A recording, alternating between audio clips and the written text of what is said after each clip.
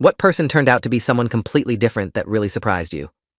I was standing in my best friend's bedroom at 2:30 a.m., holding a passport that said his name was Aaron Whitmore, not Liam Fletcher, when I heard his key turn in the apartment door. The passport photo showed his face, younger and harder somehow, staring back at me with an expression I'd never seen him wear in the 4 years I'd known him. In my other hand was a newspaper clipping from 2018, yellowed and carefully folded, showing that same face under a headline about a missing suspect in a financial fraud case. My heart hammered against my ribs as I heard him call out, "Elliot, you still up?" I'd come into his room looking for phone charger cables, opened the wrong drawer in his desk, and found a locked metal box that wasn't actually locked because he'd left the key in it. Inside were documents that proved the person I'd been living with, working with, building a business with, calling my brother for 4 years, was someone else entirely. Someone who'd disappeared from Seattle after allegedly embezzling $800,000 from a tech startup. Someone who had a wife and daughter he'd abandoned. Someone whose real name I'd never even known. I'd been sharing an apartment with Liam since our sophomore year of college in 2019, when we'd been randomly assigned as roommates in the campus housing lottery at the University of Vermont. He was this easygoing guy from Portland, Oregon, studying computer science like me, with a quick wit and an easier laugh that made him instantly likable. We'd bonded over late-night coding sessions, shared taste in obscure indie music, and a mutual hatred of our algorithms professor, who spoke in incomprehensible monotone for 90 minutes twice a week. By junior year, we'd deliberately chosen to room together again, and by the time we graduated in 2022, we'd started a small web development company together, renting a 2-bedroom apartment in Burlington and taking on freelance clients while we built our business. Fletcher Digital Solutions had been my idea, but Liam had been the one to make it real, handling client relations with a charm I didn't possess while I focused on the technical work. We'd grown the company to the point where we were making decent money, enough to upgrade to a nicer apartment last year and hire 2 junior developers. I trusted Liam with everything: our business finances, our apartment lease, our future plans.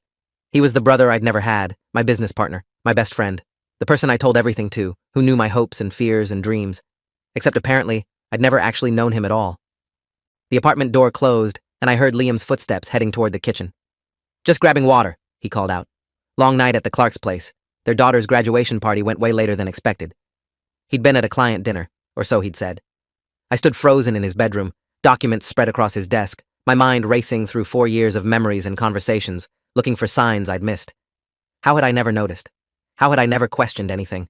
I thought about all the times I'd suggested visiting his family in Portland, and he'd made excuses about his parents being busy or traveling or going through a rough patch. About how he never wanted to video call them, always just stepping into another room for quick phone conversations. About how he had no social media presence, which he'd explained as wanting to maintain privacy and avoid distractions. About the way he'd sometimes freeze when old college acquaintances tried to friend him on LinkedIn, always declining with vague excuses about keeping his professional network small. I'd thought he was just private, maybe a little odd about technology for someone in our field, but not suspicious. Never suspicious. I heard him moving around in the kitchen, heard the refrigerator open and close, heard him humming something under his breath. In about 30 seconds, he'd wonder where I was, might come looking for me, might find me standing here surrounded by evidence of his deception. I needed to make a decision right now, confront him and demand answers, or pretend I'd never found any of this and figure out what to do later. I chose later. I shoved everything back into the metal box, locked it, pocketed the key without thinking, and walked out of his bedroom as casually as I could manage. My hands were shaking so badly I had to jam them into my pockets. Liam was standing by the kitchen counter with a glass of water, scrolling through his phone, looking exactly like he always did. 32 years old, though I'd thought he was 26 like me, with that perpetually slightly messy brown hair and the easy smile that made clients love him. "Hey, thought you'd be asleep by now," he said, glancing up. "You okay? You look kinda pale." I forced a smile that felt like it might crack my face. "Yeah, just tired. Been coding for like 6 hours straight. Deadline tomorrow for the Morrison site." That was a lie. The Morrison site was done, but Liam just nodded sympathetically. "Brutal. You should get some sleep, man. I'm going to crash too." He headed toward his bedroom, and I went to mine, closing the door and leaning against it, my heart still pounding. I sat on my bed and pulled out my phone, Googling Aaron Whitmore Seattle Embezzlement 2018 with trembling fingers. The results loaded immediately. Multiple news articles from Seattle Times, King County court records, even a Reddit thread about the case. Aaron Whitmore, aged 28 at the time, had been the CFO of a promising startup called Tech Vista Solutions. Over 18 months, he'd systematically diverted company funds into offshore accounts through a complex scheme of fake vendors and doctored invoices. When the fraud was discovered during a routine audit, the total missing amount was estimated at $843,000. By the time authorities issued a warrant for his arrest, Aaron Whitmore had vanished, leaving behind his wife Jessica and their 3-year-old daughter Sophia. The last confirmed sighting was his car abandoned at SeaTac Airport. I scrolled through photos of Aaron Whitmore from 2018. The face was unmistakably Liam's, just younger and sharper, wearing expensive suits and corporate headshots, smiling next to his wife at company events. There were photos of the wife, too, a pretty blonde woman who looked devastated in the interview she'd given to local news after he disappeared. She talked about how he'd become distant in the months before he vanished, how she'd noticed irregularities in their personal finances, how she'd confronted him, and he'd assured her everything was fine. Then one morning she woke up and he was gone, along with his passport, some clothes, and apparently $843,000. The FBI had been involved because the money had crossed state lines and possibly international borders. The case was still technically open, though the trail had gone completely cold after 2019. I sat there reading article after article until 4 a.m., my mind reeling with the implications. The person sleeping in the next room had committed serious crimes, had abandoned his family, had built an entirely new identity, and had lied to me about absolutely everything for 4 years. I'd shared my life with a fugitive. I'd built a business with someone using a fake name. Everything we'd done together, every contract we'd signed, every bank account we'd opened for Fletcher Digital Solutions, was built on fraud.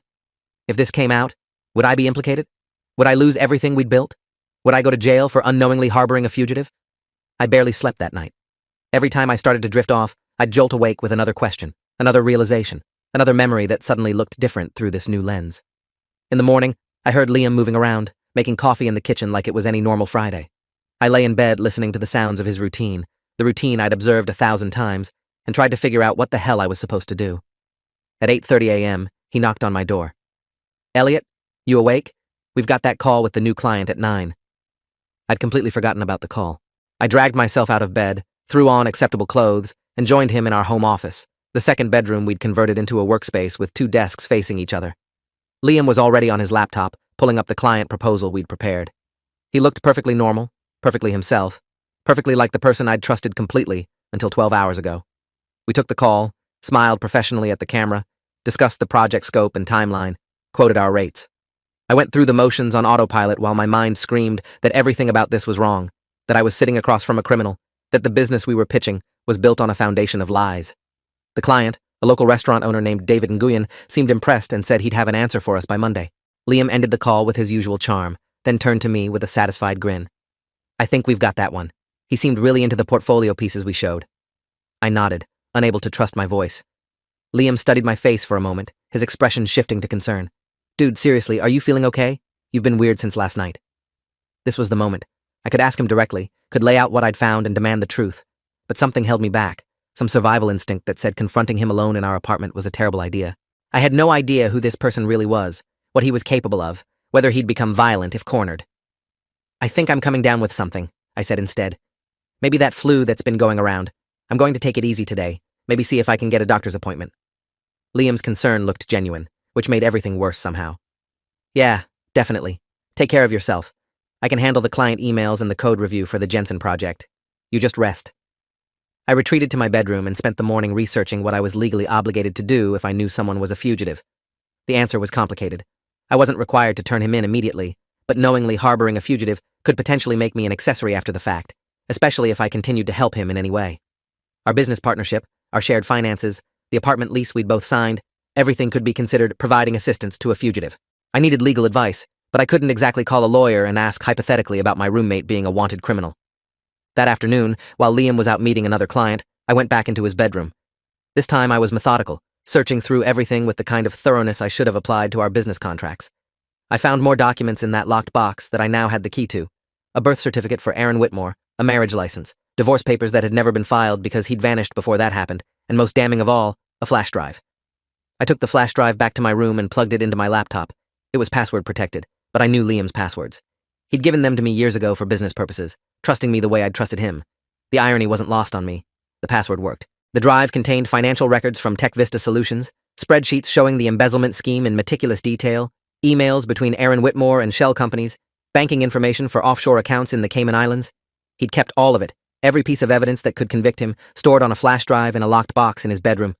Why would someone keep that? Insurance? Inability to let go of his old life? I didn't understand, but I had it now. I had proof. I spent hours copying everything to my own encrypted cloud storage, making sure I had backups of backups. Then I started searching for people who might help me figure out what to do.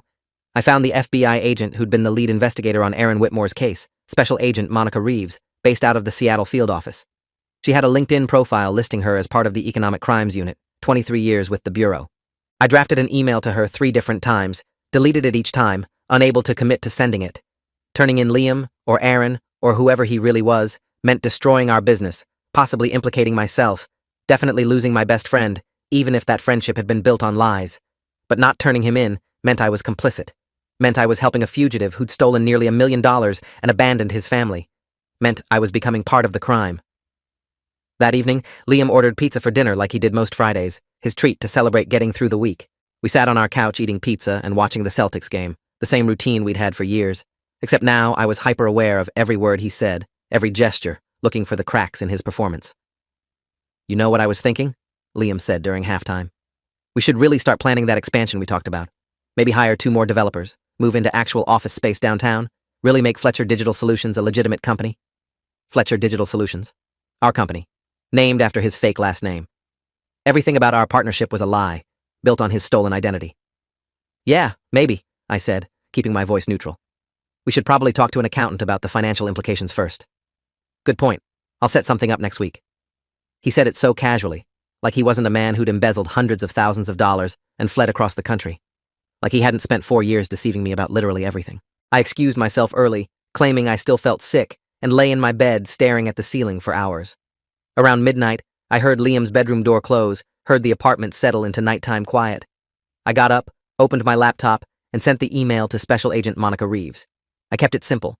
I had information about Aaron Whitmore's current location and identity, and I needed to speak with her as soon as possible. I included my phone number and email address, then closed my laptop and tried to sleep, knowing I'd just set something in motion that couldn't be stopped. Agent Reeves called me at 7:45 a.m. on Saturday morning. I was already awake, having barely slept, and I answered on the first ring. "Elliot Hammond?" Her voice was professional, brisk, the voice of someone who'd been doing this job for 2 decades. "This is Special Agent Monica Reeves from the FBI Seattle Field Office. I received your email regarding Aaron Whitmore. I need to verify some information before we proceed. Can you confirm you're calling from Vermont, and you believe you have information about his current whereabouts?" My mouth was dry. "Yes, I'm in Burlington, Vermont. I've been living with him for 4 years. He's been using the name Liam Fletcher." There was a pause on the other end of the line. "You've been living with him for 4 years, and you're just now reporting this?" "I just found out last night who he really is. I had no idea before that." I could hear typing on her end, rapid and precise. "Okay, Mr. Hammond. I need you to listen carefully. Do not confront him about this. Do not let him know you've contacted law enforcement. We need to verify your information and coordinate with local authorities before we approach him. Can you tell me where he is right now?" "He's asleep in the next room. We share a 2-bedroom apartment on North Street." More typing. "Is he likely to be there for the next few hours?" "He doesn't usually leave on Saturday mornings until around 10 or 11. "Good. I'm going to patch in Detective Lawrence Kimball from the Burlington Police Department. He'll coordinate the local response while I arrange to fly out today. Do not leave the apartment. Do not do anything that might alert Whitmore. Can you do that?" I said yes, even though every instinct screamed to pack a bag and get out of there. Agent Reeves connected me with Detective Kimball, a man with a slow Vermont drawl who'd been with Burlington PD for 19 years. He asked me to describe the apartment layout, where Liam's bedroom was in relation to mine, whether there were weapons in the apartment, whether Liam had shown any signs of violence or paranoia. I answered as best I could, my voice shaking slightly. No weapons that I knew of. No violence. No paranoia. Just a normal guy who happened to be living under a completely fake identity. Detective Kimball told me to sit tight and act normal. Officers would be stationed outside the building within the hour, but they wouldn't approach until Agent Reeves arrived, and they had a proper plan. In the meantime, I needed to behave exactly as I would on any other Saturday morning. Don't raise suspicions. Don't give him any reason to run. I sat in my room with my door locked, listening to Liam wake up around 9 a.m., listening to him make coffee and turn on the television in the living room. Every sound made me flinch. At 9:30, he knocked on my door. "Elliot, you want coffee? I'm making a pot." I opened the door, forcing normalcy into my expression. "Yeah, thanks. Still feeling kind of rough, but coffee would be good." We sat in the living room drinking coffee and watching weekend news shows, the same Saturday morning routine we'd had countless times before. Except this time, I knew federal agents were on their way, knew police were probably already watching the building, knew that in a few hours my best friend's fake life would come crashing down. Liam scrolled through his phone, occasionally commenting on something he saw, completely oblivious. Around 11 a.m., my phone buzzed with a text from an unknown number. "Agent Reeves, I'm 20 minutes out. Detective Kimball is coordinating with local units. Stay inside and stay calm." I responded with a simple, "Okay," and set my phone down, my hands trembling. "You all right?" Liam asked, glancing over at me. "You're shaking." "Just cold," I lied. "Maybe I've got a fever." He reached over and pressed the back of his hand to my forehead, the gesture so familiar and brotherly that I almost lost it. You do feel warm. You should probably see a doctor if this keeps up. This man who'd lied to me about everything, who'd stolen from his company and abandoned his family, still showed genuine concern for my well-being. Or maybe that was a performance too. Maybe everything had always been a performance. At 11:15 a.m., there was a loud knock on the apartment door. Not the casual knock of a neighbor or delivery person, but the authoritative knock of law enforcement. Liam looked at me, confused, then stood up and moved toward the door. "Who is it?" he called out. "Burlington Police Department. We need to speak with the residents of this apartment. Please open the door." I watched Liam's face change in that instant. The confusion disappeared, replaced by something harder and more calculated. He looked at me, really looked at me, and I saw the exact moment he understood I'd turned him in. His expression didn't show anger or betrayal, just a kind of resigned understanding. "You found it," he said quietly. It wasn't a question. "Open the door, Liam, or should I call you Aaron?" The knocking came again, louder this time. "Police, open the door now, or we're coming in." Liam held my gaze for another second, then walked to the door and opened it. 5 officers poured into our apartment, weapons drawn, shouting commands. Liam raised his hands immediately, dropping to his knees without resistance as they swarmed him. Within 30 seconds, he was handcuffed face down on our living room floor, officers reading him his Miranda rights while he stared at the carpet with that same resigned expression. Detective Kimball entered last, a stocky man in his 50s with graying hair and sharp blue eyes. He looked at me where I'd pressed myself against the wall, out of the way. "Elliot Hammond?" I nodded. "I'm Detective Kimball. Agent Reeves will be here shortly. These officers are going to secure the premises and collect evidence. I need you to step outside with me and give a statement." I followed him out into the hallway, my legs feeling like they might give out. Neighbors had emerged from other apartments, drawn by the commotion, their faces curious and shocked.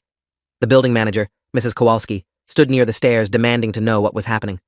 Detective Kimball escorted me down to the parking lot where several police cruisers were parked, their lights off, but their presence overwhelming.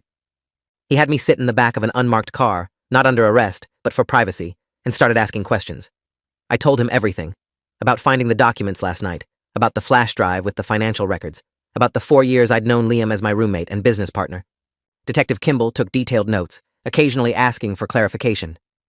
Did he ever discuss his past? His family? Where he came from? He said his family was in Portland, Oregon. Said his parents were kind of distant, that he had a younger brother he didn't talk too much. Said he'd gone to Portland State before transferring to UVM. All of it was lies. Did you ever meet anyone who knew him before college? I thought about it. No. He said he didn't keep in touch with people from before, that he liked to move forward instead of dwelling on the past. I just thought he was a private person. Detective Kimball nodded like he'd heard this before. That's common with people running from their past. They create completely new identities, new histories, and avoid anyone who might contradict their story. You had no reason to suspect because he was careful. That was supposed to make me feel better, but it didn't. I'd lived with this person for 4 years and never once questioned his story. Agent Reeves arrived at 12:30 p.m., pulling up in a black SUV and striding toward us with the confidence of someone who'd done this 1,000 times. She was in her late 40s, tall and sharp-featured, with dark hair pulled back in a severe ponytail. "Mr. Hammond," she said, extending her hand. "Special Agent Monica Reeves. Thank you for contacting us. I know this must be difficult." She sat down with me and Detective Kimball, and we went through everything again, more detailed this time. She was particularly interested in the flash drive, which I'd already handed over to the police. "This kind of record-keeping is unusual," she said. "Most fugitives destroy evidence. The fact that he kept it suggests either incredible arrogance or some kind of insurance policy. We'll need to analyze everything thoroughly." "What happens now?" I asked. Agent Reeves glanced at Detective Kimball, then back to me. "Aaron Whitmore will be processed here and then transferred to federal custody. He'll be extradited to Washington State to face charges. The evidence you've provided will be crucial to the case. You'll likely be called as a witness." "What about our business? Fletcher Digital Solutions? Is that all illegal now?" "That's complicated. You'll need to consult with a lawyer about the business implications. The company was founded under a false identity, which creates legal issues. But you weren't aware of his real identity, so you're not criminally liable. Civil liability is a different question." "Great. I just lost my best friend, my business partner, and possibly my company, all in one morning." Agent Reeves continued. "I need to ask you some difficult questions about your relationship with Whitmore. Did he ever discuss finances in detail? Did he have access to significant amounts of money? Did he ever suggest he had assets beyond what his visible income would support?" I thought back through 4 years of shared life. He always seemed to have money, but I figured it was from his family. He'd said his parents were well off. When we started the business, he contributed $20,000 as startup capital. I only put in $10,000. He said it was money he'd saved from internships and his parents had helped. Agent Reeves made a note. "That $20,000 was likely part of the embezzled funds. We'll need to trace it." "So our entire business is built on stolen money?" "Partially, yes. Again, You'll need a lawyer to sort out the business implications. I sat there absorbing this information, watching police officers come and go from our building, seeing my neighbors stare at the scene unfolding. My phone started buzzing with texts from people who'd seen the police activity or heard through the building's gossip network. I ignored them all. Around 1 p.m., they brought Liam, or Aaron, out in handcuffs. He looked smaller somehow, diminished. As they walked him toward a police cruiser, he turned his head and looked directly at me. His expression was unreadable. Not angry, not pleading, just sad. Like he'd known this day would come eventually, and was almost relieved it was finally here. Then they put him in the back of the cruiser and drove away. I'd never see him as a free man again. The next week was a blur of statements, interviews, and lawyers. I retained an attorney named Rebecca Singh, 38 years old with 15 years of experience in business law, to help me navigate the catastrophic mess that Fletcher Digital Solutions had become. She reviewed all our business documents, our contracts, our financial records, and gave me the grim news. Technically, the business was founded by a person using a fraudulent identity, she explained during our second meeting. That creates significant legal complications. Contracts signed by Liam Fletcher may not be legally binding because that person doesn't exist. Your business license, your tax filings, everything with his name on it is potentially invalid. What about the clients we've served? The work we've done? That's legitimate work, but the question is, who has the legal right to the business and its assets? You're a genuine person using your real identity. Aaron Whitmore contributed stolen funds under a false name. This is going to take months to sort out, possibly years. I felt sick. 4 years of work, gone. Our growing client base, our reputation, everything we'd built, all contaminated by his fraud.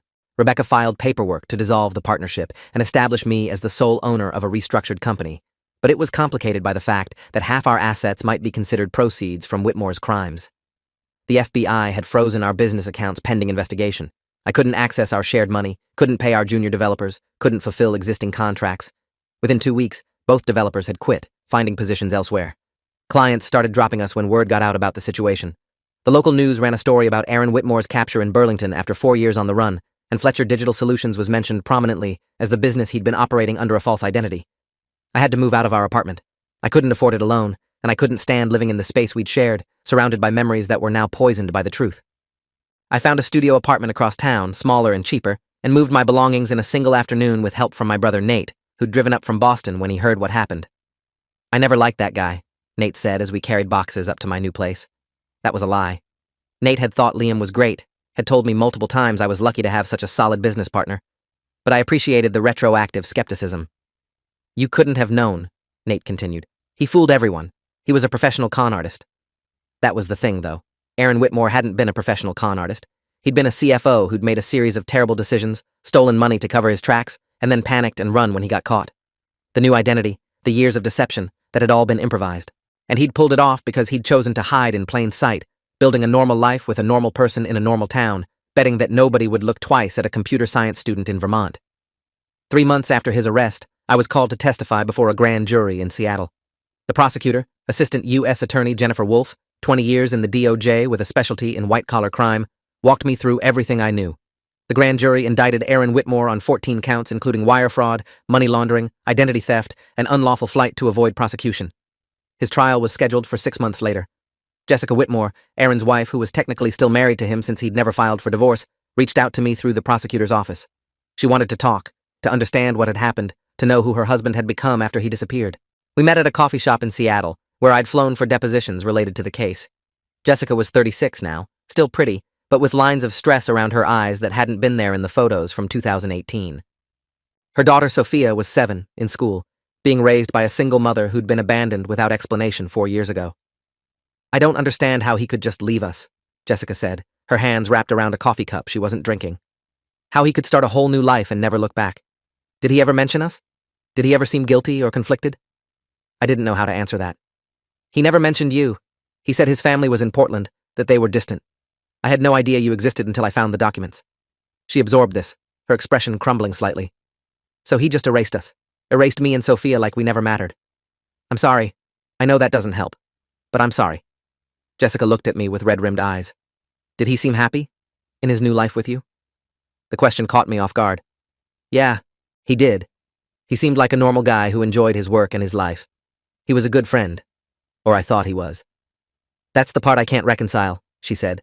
The man I married was kind and thoughtful. He was a good father. Then something changed in those last months before he disappeared. He became distant and secretive. I thought maybe he was having an affair, but it was worse than that. He was stealing from his company and planning to abandon us. We talked for 2 hours. Jessica told me about their marriage, about the Aaron Whitmore she'd known before everything fell apart. He'd been ambitious, maybe too ambitious, always chasing the next opportunity, the next promotion, the next financial milestone. When he'd become CFO of Tech Vista Solutions, it was supposed to be his big break. But the company had financial problems he'd hidden from the board, and rather than admit failure, he'd started moving money around to make things look better than they were. It had spiraled from there.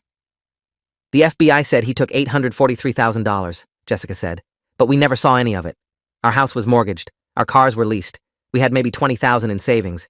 Where did all that money go? I thought about the flash drive, about the offshore accounts. He had it in banks in the Cayman Islands and other places. The FBI is still tracing it. He used $20,000 to invest in our business, but the rest is still missing.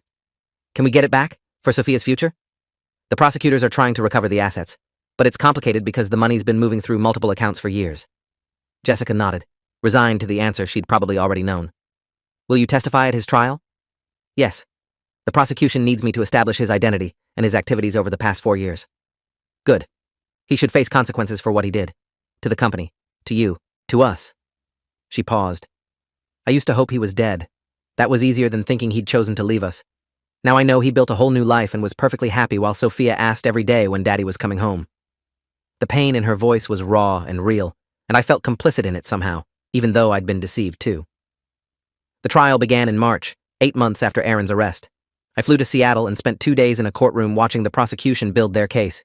They had the financial records I'd found, the offshore account information, testimony from Tech Vista Solutions auditors who'd uncovered the fraud, and testimony from FBI forensic accountants who'd traced the money's path. Aaron's defense attorney, a sharp-dressed man named Richard Kowalski, with 25 years of criminal defense experience, tried to argue that Aaron had been under extreme pressure, that the company had been failing, and he'd made desperate decisions to save jobs, that he'd always intended to pay the money back.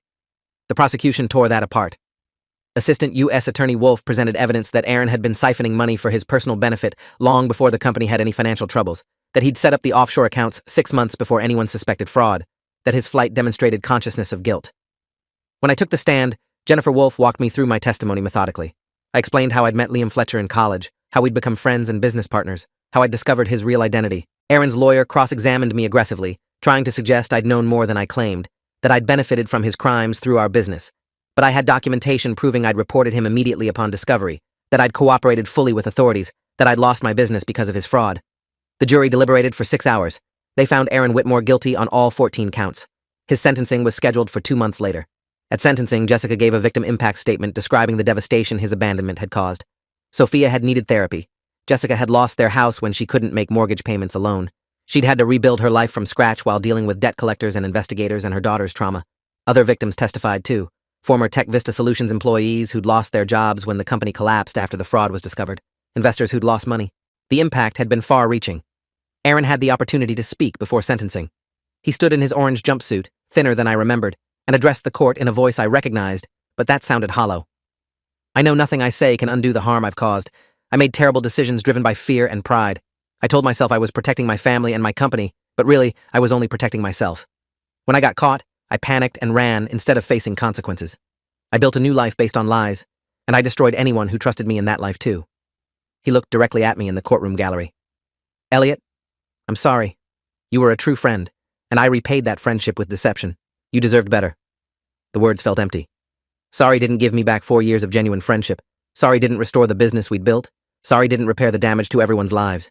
Judge Patricia Cordova, 63 years old and 26 years on the federal bench, was unmoved by Aaron's apology. Mr. Whitmore, you committed serious crimes and then compounded them by fleeing justice and building an entire false life. You showed no remorse until you were caught.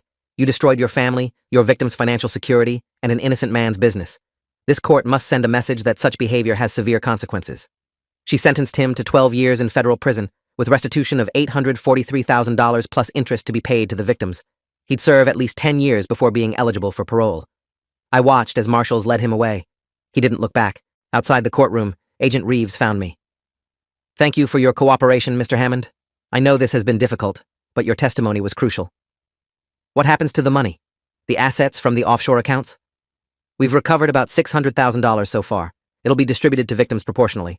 Jessica Whitmore will receive the largest share as his spouse, but other victims will get something too. You might receive a small amount given that your business was partially funded with stolen money, though that'll be determined by the victim's compensation board. I don't want it, I said. I just want to move on. Agent Reeves nodded sympathetically. Understandable.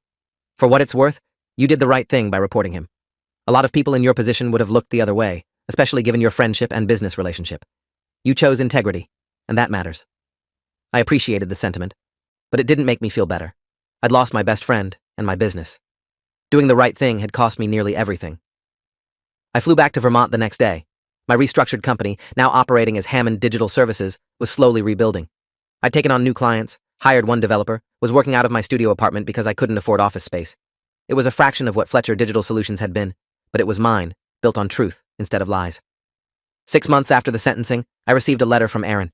He'd been transferred to a federal correctional institution in Pennsylvania, and he'd written asking if I'd visit. I stared at the letter for 3 days before responding. I didn't owe him anything. He'd deceived me, used me, destroyed what we'd built together. But part of me needed closure, needed to understand how someone could live a lie so completely. I drove to Pennsylvania on a Saturday morning, sat in a waiting room with other visitors, and eventually was escorted into a visitation area where Aaron sat behind plexiglass, looking gaunt and tired. We picked up phones to talk, and for a moment, neither of us spoke. "Thanks for coming," he finally said. "I didn't think you would." I almost didn't. "What do you want, Aaron?" He flinched at the name, like he still wasn't used to being called that again. I wanted to explain. Not to excuse what I did, but to help you understand. "Okay, explain." He took a breath. "When I stole that money, I told myself it was temporary, that I'd pay it back before anyone noticed. But the amounts got bigger, and the lies got more complex, and then the audit happened, and I knew I was going to prison. I panicked. I thought if I disappeared, started over somewhere new, I could build a legitimate life and eventually make things right. So I researched how to create a new identity, found a dead guy named Liam Fletcher, who'd been born the same year as me, used his information to get documents, and flew to Vermont because it was small and far from Seattle. And you just happened to end up as my roommate? That was luck, or fate, or something. When we got assigned as roommates, I was terrified you'd figure out I was too old to be a sophomore. But you never questioned it. You accepted my story, and we became friends, and that friendship was real, Elliot. That's what I need you to understand. Everything else was a lie, but our friendship was genuine." I laughed bitterly. "How can it be genuine when I didn't know who you really were? I was friends with Liam Fletcher. That person doesn't exist." "Liam Fletcher was just a name. The person you knew, the person who stayed up coding with you, who built that business with you, who cared about you. That was real. That was me, just without the baggage of my past. The baggage of your past includes a wife and daughter you abandoned. Aaron. It includes crimes that destroyed people's lives. You don't get to compartmentalize that away and claim the good parts were real." He nodded slowly, accepting the point. "You're right. I just wanted you to know that I never meant to hurt you. You got caught in the fallout of choices I made years before we met, and I'm sorry for that." We talked for another 30 minutes. He told me about prison life, about the therapy he was required to attend, about writing letters to Sophia that Jessica wouldn't let her read yet. He said he thought about our business sometimes, about the plans we'd made, about the future that would never happen now. When visiting hours ended, we said goodbye. I knew I'd never visit again. This was closure, such as it was. Driving back to Vermont, I thought about identity and truth. Aaron Whitmore had tried to become someone else, to shed his crimes and his past like a snake shedding skin. For 4 years, he'd succeeded. He'd been Liam Fletcher so completely that I'd never suspected anything was wrong. But the past always catches up eventually. The truth always surfaces. You can't build a real life on a foundation of lies. A year after his sentencing, I was sitting in my small office, now an actual rented space I could finally afford, when I got an email from Jessica. Sophia had started therapy to process her father's abandonment and return. She was doing better, beginning to understand what had happened in age-appropriate ways. Jessica had started dating someone new, a kind man who treated her and Sophia well. She'd received her portion of the recovered assets, about $420,000, and used it to buy a small house and start a college fund for Sophia. She thanked me again for reporting Aaron, for helping bring him to justice. "I know you lost a lot too," she wrote, "your business and your friendship.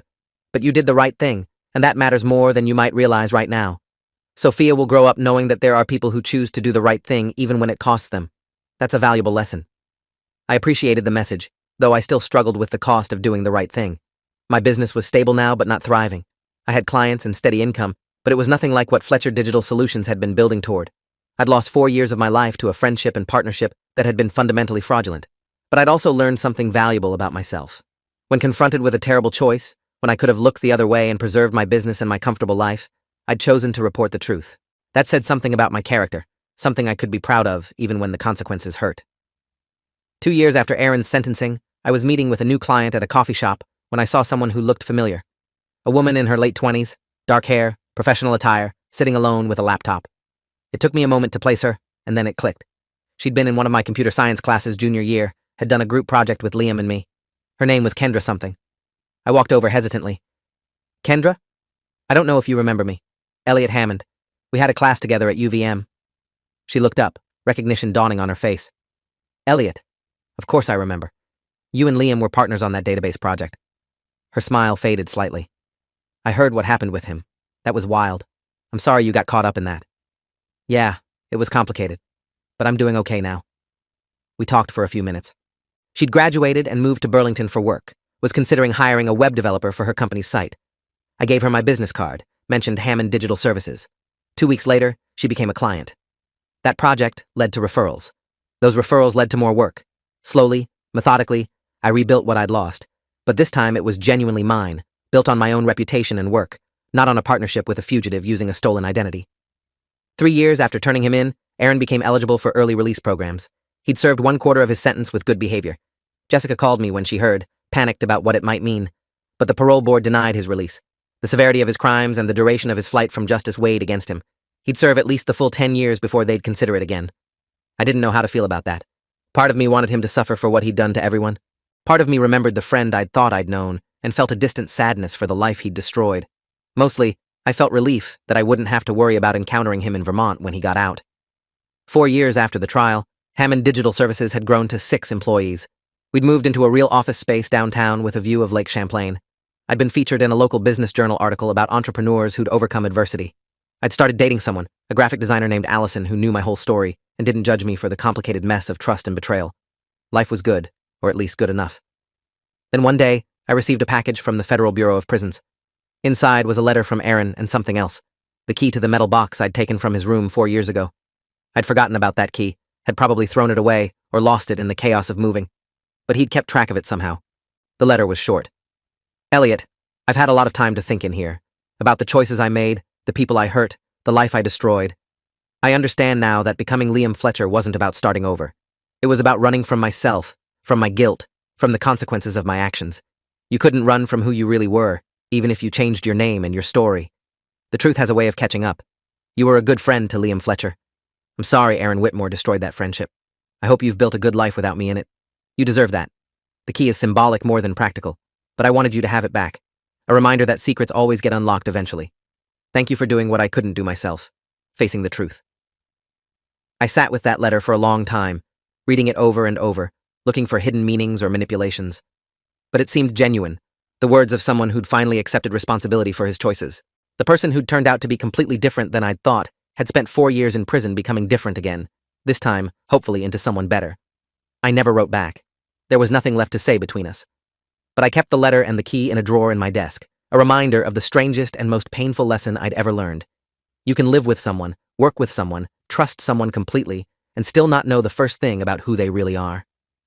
5 years after I'd stood in Liam Fletcher's bedroom holding Aaron Whitmore's passport, I was exactly where I'd been before I met him. Building a business, living in Burlington, working in web development. But I was different, more cautious about trust, more careful about partnerships, more aware that people contain depths and secrets and past lives that might never surface until the moment they do. And when someone asked me, as they occasionally did at networking events or social gatherings, about the person who'd turned out to be completely different than I'd thought, I told them about Liam Fletcher, who became my best friend and business partner, who built a life with me for 4 years, who turned out to be Aaron Whitmore, a fugitive who'd stolen nearly $1 million and abandoned his family. The person who taught me that you can never truly know anyone, that the past always catches up, and that sometimes doing the right thing means losing everything you've built, but keeping the one thing that matters most, your integrity. Thanks for watching till the end. Make sure to subscribe and like to not miss the next story.